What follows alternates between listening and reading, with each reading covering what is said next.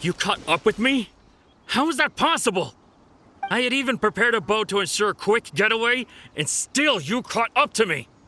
No boat could ever match the speed of the wind. The wind? What are you talking about?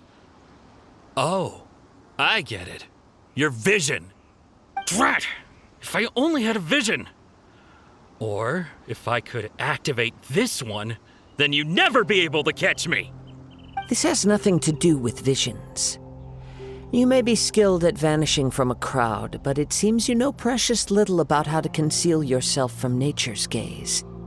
Additionally, your chosen escape route was flawed for reasons that are too numerous to go into, and on top of that, I could hear your boasting and proud laughter in the wind as I was pursuing you.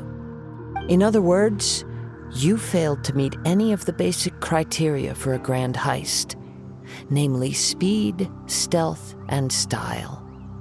You...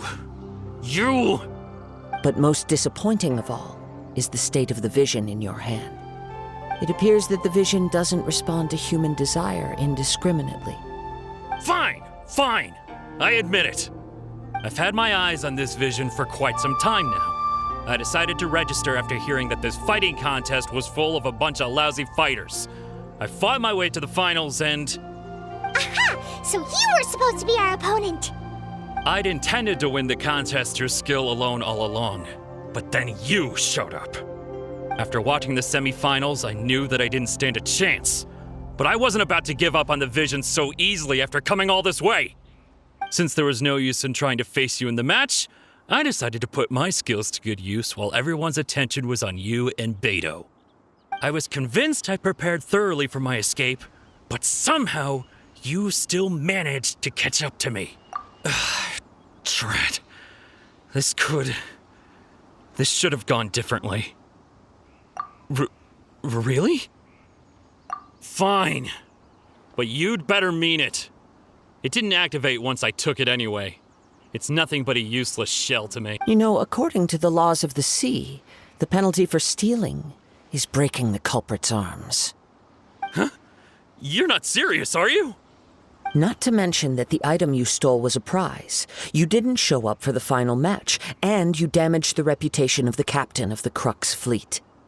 It seems that it would be only fair to brand the word thief on your forehead with a hot iron.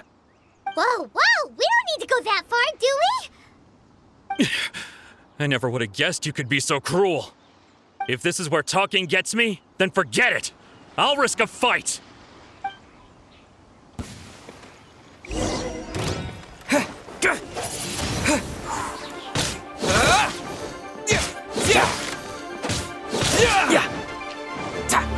Wind blade! Disappear!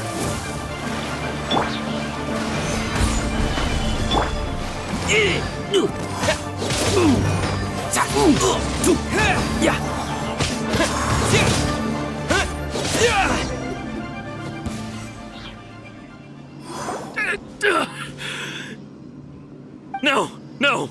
Do what you want, but please, don't brand my forehead, please! He has persevered to the bitter end, and now death looms near. Yet still the gods do not bestow their favor upon him. Put down the vision and leave. I've changed my mind. No further punishment for you. Huh? What's wrong? Are you asking for more punishment? It's up to you. Such willingness is commendable, and fits the way of the samurai. No need for that. Thank you for releasing me. You truly are generous. Huh? Paimon doesn't get it. Were you just trying to scare him? I take no pleasure in frightening others. I was just testing all possibilities while the vision remained in his hands. When people are forced into a corner, that is when their greatest strength will appear. I thought it may be an opportunity for him to awaken the vision. But unfortunately, nothing happened. Yes, I wanted to know whether it were possible for an extinguished vision to be reawakened. From the moment he stole the vision, I decided to use him for this experiment. I've tried many other methods in the past, though few tales tell of a masterless vision reawakening. After seeing you command multiple elements, I figured that nothing is impossible. Come, why don't you give it a try? Let's see if you...